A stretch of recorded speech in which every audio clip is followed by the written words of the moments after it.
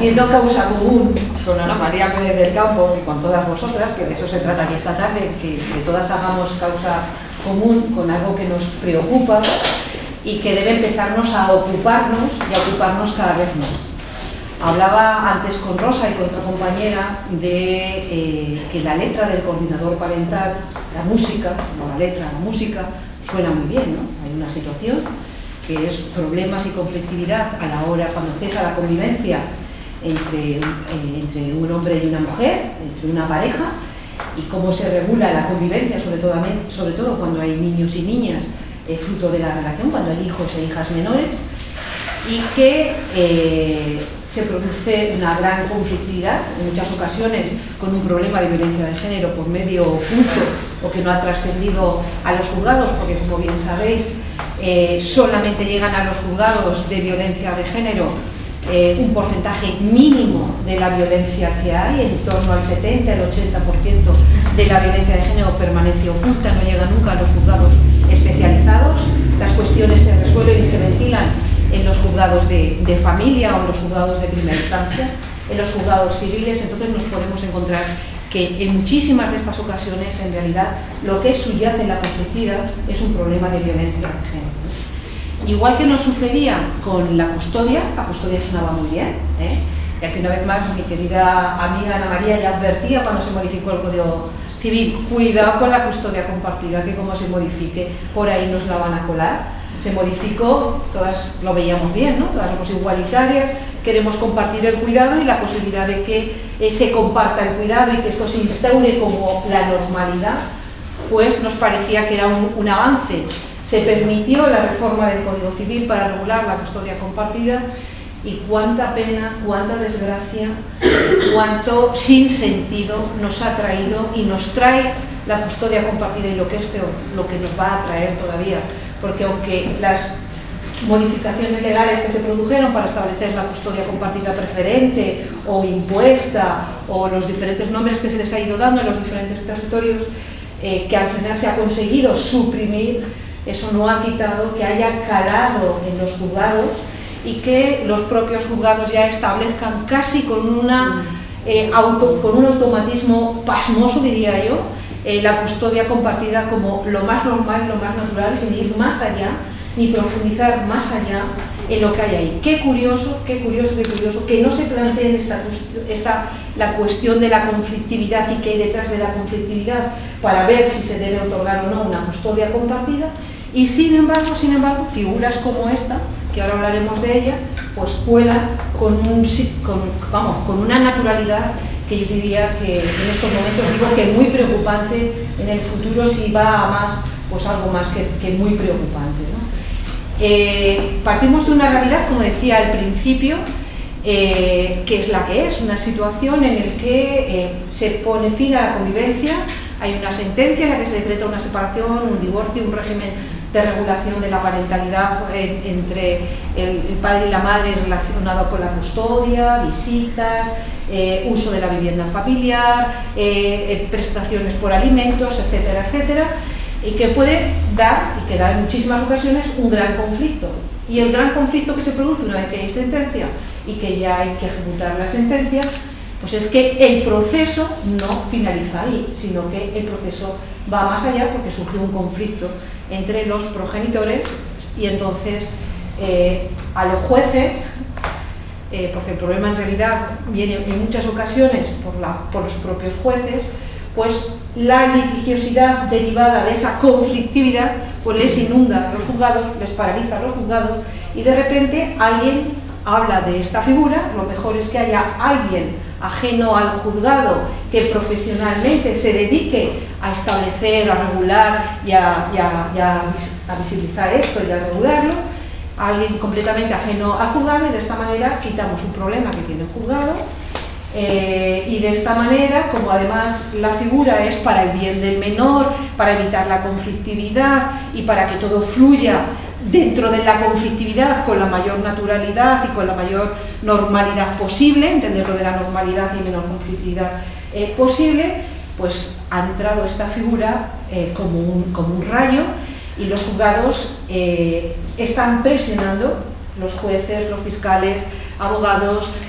secretarios judiciales, todo el entorno judicial, todo el mundo jurídico está presionando para la institucionalización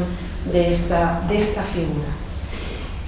¿Cómo surge esta figura? Se ha contado al principio, ¿no? Esta figura surge en Estados Unidos, pasa a Canadá, pasa a algunos países como Argentina, llega aquí a Europa y cala aquí en Europa, y el mayor precursor y la mayor organización que defiende la instauración de esta figura es alguien o es una entidad o una institución que ya nos debe hacer pensar, como todo, ¿no? ¿Dónde viene el origen? ¿Quién lo propugna? ¿Y cómo viene? Es una fundación, la Fundación Filia para la protección de los menores o de la infancia, creo que se llama, tengo por aquí anotado, sí, Fundación Filia al amparo del menor, cuyo uno de sus principales precursores es el maravilloso juez Serrano,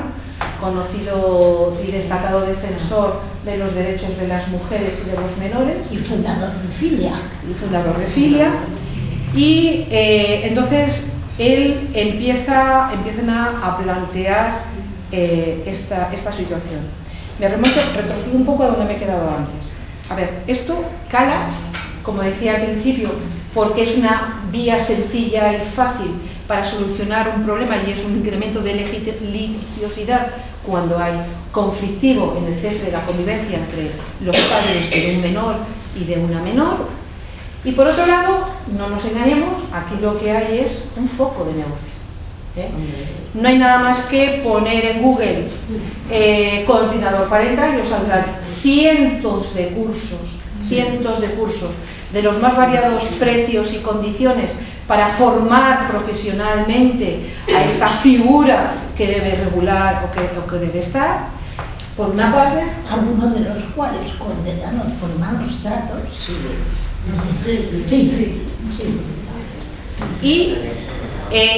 ¿Y cómo se vende? Pues como la solución ideal para poner o regular, en principio de la manera más objetiva y más profesional posible y en beneficio siempre de los menores, una situación que es la que hablaba anteriormente. Pero claro, inmediatamente para aparecer que la figura es algo atractivo, se le dota, digamos, de una autoridad, y ahora hablaré un poco de la diferencia entre la mediación y tal y como se está configurando la coordinación parental. Se le dota de una autoridad, es decir, se establece en el momento de ejecutar sentencia y se le da facultades para tomar decisiones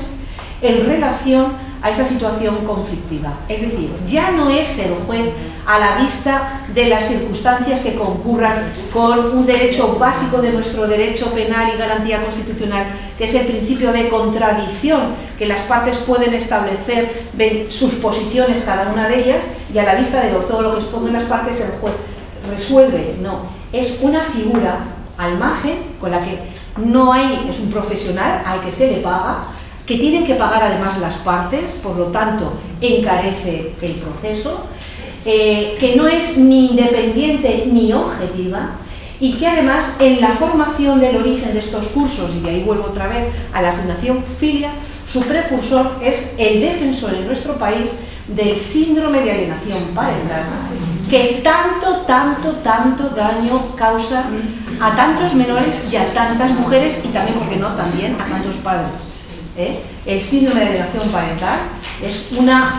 creíamos que habíamos conseguido controlarlo, erradicarlo, y por desgracia, igual que la custodia compartida impuesta, cada vez goza de mejor salud y cada vez se aplica de una manera generalizada. Va mutando el nombre, pero se va aplicando. Pues resulta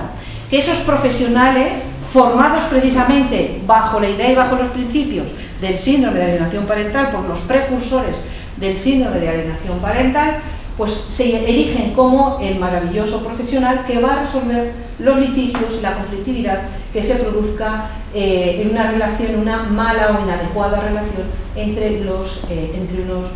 padre y la madre cuando hay hijos e hijas menores. A ver, toma decisiones y las toma de manera ajena al juzgado. Luego se le inviste de autoridad, una autoridad que, conforme a nuestro ordenamiento jurídico, solamente pueden tener en nuestro país los funcionarios. Los funcionarios. Una autoridad que es una potestad que deben tener los funcionarios. Se le otorga la potestad al coordinador parental de entrevistar no solamente al menor y a su entorno, a su familia más cercana, sino a toda la familia extensa, a los amigos, también al médico o la médica, al pediatra, es decir, absolutamente a todo el entorno, y además ejercitando la autoridad que le inviste, que tiene el encargo por parte del juzgado de resolver esa situación.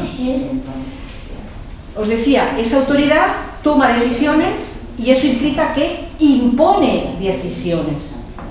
Impone decisiones. En el caso de que alguna de las partes no esté de acuerdo, no tiene las garantías de que puede tener un recurso, evidentemente, que tiene cuando un juzgado toma una decisión que no es adecuada, y por lo tanto la sucesiva revisión jurisdiccional agotando todas las vías, todos los recursos. Por lo tanto, decisión, autoridad y obligado cumplimiento. Lo que acuerde es de obligado cumplimiento. Es decir, encomendamos a un profesional que no es autoridad, le damos la autoridad de tomar decisiones sobre algo tan complejo y tan delicado como es la relación entre los progenitores, entre sí y con sus hijos e hijas, esa resolución que adopta tiene carácter obligatorio. Os hablaba de la gran diferencia que hay entre la figura de la mediación. Recordaros que un mediador es una persona que interviene cuando hay, en teoría, aunque no siempre es así, una situación entre los cónyuges más o menos equilibrada, porque si hay desequilibrio o hay violencia de género, como muy bien sabéis todas, no cabe mediación. La mediación no es obligatoria como sucede con la coordinación parental. La mediación es voluntaria, a ella se someten las partes voluntariamente. Las decisiones que puede tomar el mediador, una vez que se ha acordado la mediación,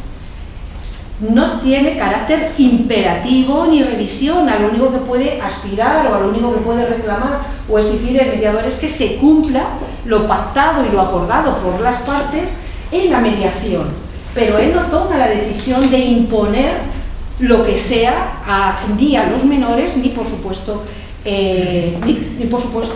a los progenitores. Por lo tanto, en la mediación cabe también la revisión de los acuerdos adoptados cuando van cambiando las circunstancias. En la coordinación parental es el coordinador el que, según su leal saber y entender, entiende y determina cuándo han cambiado esas circunstancias y cuándo, por lo tanto, deben cambiar las normas o lo que haya determinado o concretado él en esa relación conflictiva. Como os decía, es una figura muy preocupante,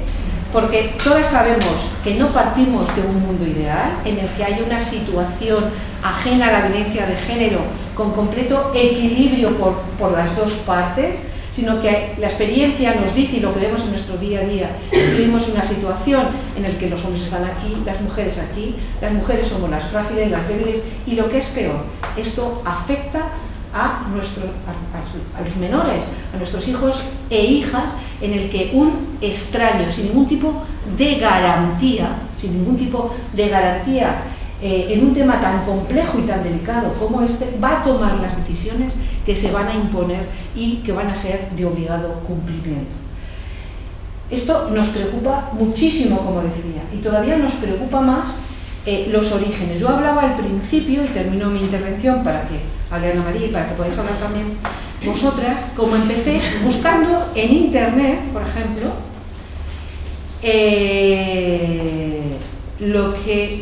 cómo ya se ha creado una página web que se llama Coordinador Parental, en el que habla de todas las excelencias y en positivo la diferencia entre la mediación y la coordinación parental. Y para ver el origen y de dónde procede esto, yo os voy a leer algunos apartados de donde aparece esta figura cuando se ha clausurado, si me acaba de encontrarla, cuando se ha clausurado el primer curso que se ha realizado en una universidad, que ha sido en la Universidad Rey Juan Carlos, en la Universidad Rey Juan Carlos, el curso dirigido por y patrocinado por la Fundación Filia. Y por si teníamos alguna duda de esta fundación con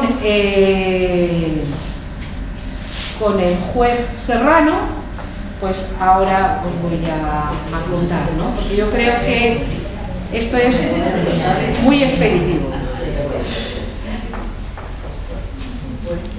Mirad, empieza así, dice: a partir del próximo sábado, 30 de junio, la nueva figura auxiliar del juzgado en los procesos de alta conflictividad familiar contará con profesionales titulados por la Universidad Rey Juan Carlos y la Fundación Filia. Serán los primeros profesionales competentes para ejercer en sede judicial, formados en el primer curso de especialistas en coordinación parental de 300 horas de duración, en el que la Fundación Filia ha aportado la experiencia adquirida en su obra social al amparo del menor, estos que defienden el SAM, ¿vale? Añade: la semana que viene la Fundación Filia tendrá un listado de profesionales de diferentes ciudades para poder atender los casos que vengan derivados de los juzgados de familia en los procesos de alta conflictividad familiar. Alicante, Barcelona, Cuenca, Madrid, Palma de Mallorca, Sevilla, Valencia, Zamora y Zaragoza.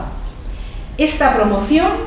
marca un antes y un después al poder contar con especialistas universitarios con los que cobra sentido la protección del interés superior del menor. Y la clausura, no os leo más, os digo la clausura, ¿vale? Ese día, el día de la clausura, que tuvo lugar el 30 de junio del 2018, hace apenas un año, o sea, ya hay un listado del que pueden tirar, y de hecho están tirando ya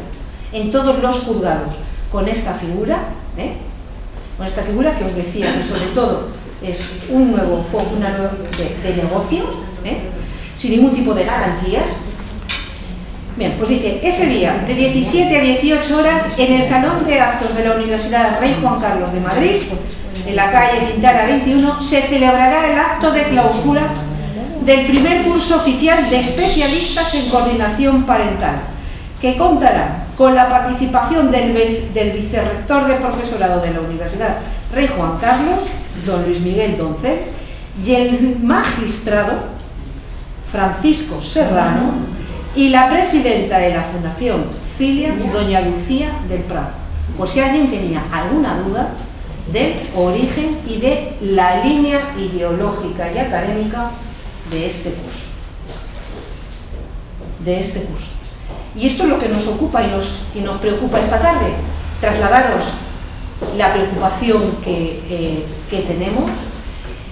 Somos conscientes de la presión, como os decía al principio, que por parte de los profesionales de la justicia, especialmente jueces y magistrados, están haciendo a la ministra, pero también a los consejeros y consejeras en las comunidades autónomas, para que se implante. Tanto es así que en la última conferencia sectorial se instó a que las distintas comunidades autónomas empezaran a desarrollar proyectos pilotos sobre esta figura, y que cada vez es más una figura demandada. En Valencia es uno de los territorios, como en otros, en los que esto está teniendo lugar, y por eso creemos que, para que no nos explote, para que ir tomando conciencia y que nos vaya ocupando cada vez más, nos parecía interesante visitaros hoy, esta tarde, venir hasta aquí, compartir la preocupación con todas vosotras, hacer entre todas las reflexiones que se os ocurra o que os parezca, y sobre todo también, yo creo, y alguna compañera aquí valenciana nos lo sugería, yo creo que debemos empezar a trabajar en un modelo para, con todas las garantías, estas situaciones de alta conflictividad y por tanto alta litigiosidad que invaden a los juzgados, pues intentar ver cómo formulamos un modelo en el que se solucione o se reconduzca la situación mejor y que no se produzca esta situación que puede derivar, como nuestra experiencia desgraciadamente nos dice, en situaciones en las que una vez más los más vulnerables vuelvan a sufrir de nuevo. Así que, bueno, yo le cedo ahora la palabra a mi querida compañera y amiga Ana María, y luego ya, mientras tanto, damos un poco de plazo para que nos traslade Altamira, que como bien se ha explicado en la presentación, ella es la vicepresidenta de la Asociación de Mujeres Juristas TEMIS, que también comparten la preocupación que todas nosotras, porque día a día lo van viendo por su propia profesión, evidentemente lo van viendo en el juzgado, bien cómo va calando esta música, y cómo cada vez más escuchan esta música, y para que no termine mal la letra, pues cuando venga ella, que ya lo comentamos en doctora, si os parece. Así que, Ana, te conozco.